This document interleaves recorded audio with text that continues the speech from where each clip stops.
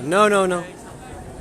So I'm here in Oxford again, and here's the scene, huh? There's a lady getting a bit funny because I'm filming, but we're here busy doing our lockdown thing, anti-lockdown thing. People are here, so there's Naz, Fiamma, Debbie. We've had quite a good engagement with people. There's going to be, as it says on the posters behind them, a rally in Bond Square on Saturday the 11th. We're going to try and come together. We're just getting the feel of how to do this and how to engage with people. I was speaking to two young girls, which was kind of encouraging in a way, and everyone we're speaking to seems to be reasonably open and reasonably willing to engage, even if they disagree. I spoke to somebody who works for the health service. That's all right. And she was telling me that young children are affected by this disease, which goes against everything I've read. But let's say she's right. She was saying that they get after effects, and I was like, how do you know about these after effects? What studies can I look at? And she didn't have that information. She said they get a really severe condition sometime after having COVID-19. But anyway, so that was something I didn't know about. I have to look into to see if she's right.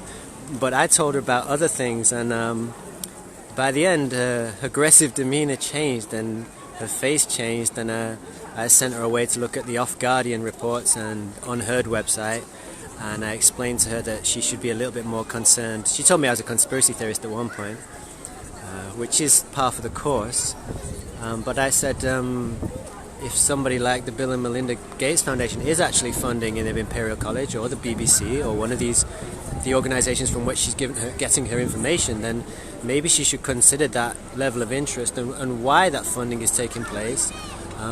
But then after that I spoke to two young girls. I guess they might have been school age, I don't know what they were. They just were hovering about and they had masks on, and I couldn't actually see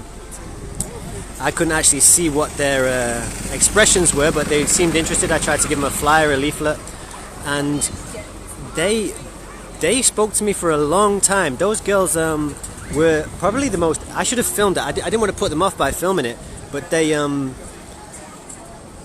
gave me the hardest time I've had from anybody speaking about this, and I don't know how old they were, maybe 15 or 16 or something. They were very informed, and one of them was very scared because they said their dad had asthma, and she was telling me I might be selfish for not wearing a mask. They weren't aggressive in any way. They were just saying, but don't you feel you're being selfish if you don't wear a mask? And I tried to explain that my concern was not about the disease, it was about freedom. I told them that the information we have says that asymptomatic spread is not very common, from the study in China where they found that 455 people who were exposed to an asymptomatic carrier of COVID-19, not a single one of them was infected. I tried to explain to them that the aerosol particles pass through their cloth masks.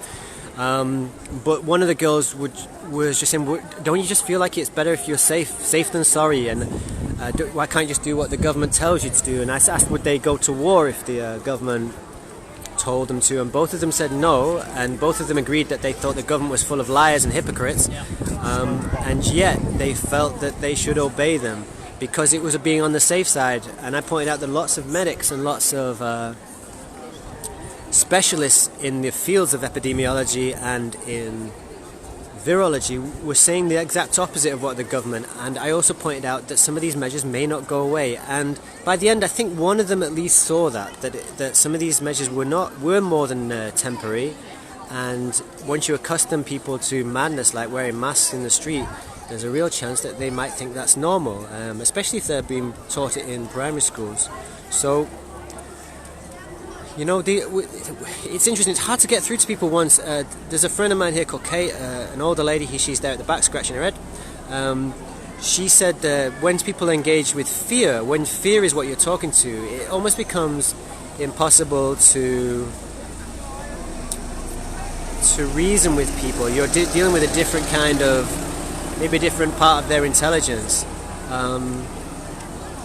So yeah, the more scared they are, and if you've been spending 3 months being scared, then that makes it difficult for someone in just one conversation to change someone's mind. But most people are not that way.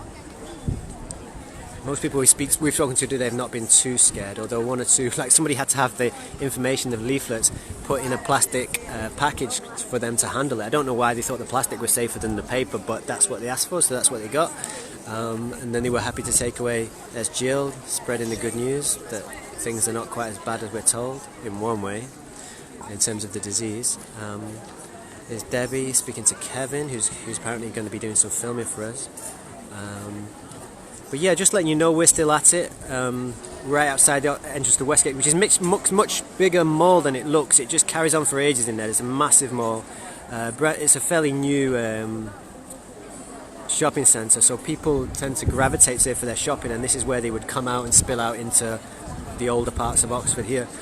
So we're getting a lot of people seeing us, and that raises awareness. At the very least, they get to see that there are people in the world who don't agree with the lockdown measures, don't agree with shutting down businesses, don't agree with mandatory masks, don't agree with arbitrary rules in pubs and restaurants, don't agree with things like weddings, sanitising your hands after you've put the ring on someone you're getting married to, all this craziness they're trying to impose, and the more permanent, the more sinister things like the surveillance and the one-way systems and so on. But obviously some people have drank that Kool-Aid and they love it.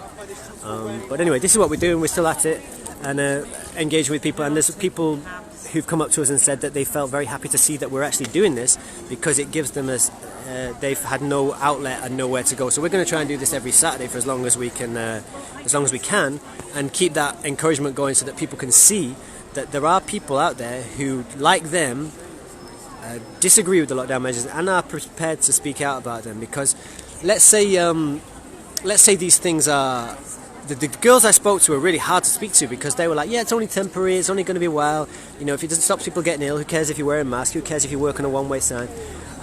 We were trying to, the government advice is all that arbitrary, Lisa, but so they didn't mind, and it's very hard to get past that kind of laid back kind of, oh, nothing's going wrong, just do what you're told, there's medics who are telling us to do this, and very hard to get past that kind of line of thinking, because it's not geared, I suppose this is subjective, but to my mind it's not geared from wisdom, that's geared from being gullible in a way. Now, I know that lots of people don't necessarily agree with what I'm saying, but I've looked at a lot of the people. There are a lot of dissenting voices in. Let's put it another way. We are now obliged to obey the edicts of a medical officer, which means that he can tell us to do the psychopathic Simon says: stand on your head, wear a mask, don't wear a mask, wear it on buses, don't wear it on buses. If you're in Scotland, wear it in shops. Open your business, don't open your business. Open the pub, stand 2 meters apart. All this kind of sort of Simon Says business that they're giving us is down to like the chief medical officer. Now, that's all right insofar as it goes if it was accurate, but there's so many dissenting voices in academia, in medicine, in epidemiology, in virology, in modelling of populations and diseases that are saying that the lockdown doesn't work. Even the exponents of lockdown themselves say that it's not really been successful, and the data is in. The data is in for that. That it makes lockdown has made no difference and was never going to make any difference. Anyway, I just thought I'd keep you informed about what we're up to whilst you're here. People are watching. I should probably go and speak to people in the street and maybe get off the camera because it intimidates them. But I just wanted to show you that we're building this and we're going to make it bigger and better each time. See you, Noz. Okay. All right. So that's us for today. I'll get you, if there's anything going on that you need to see, I'll get back on. But just let you know that we are active and we're still trying, and hopefully we're waking people up. All right. Take care, everyone. See you later.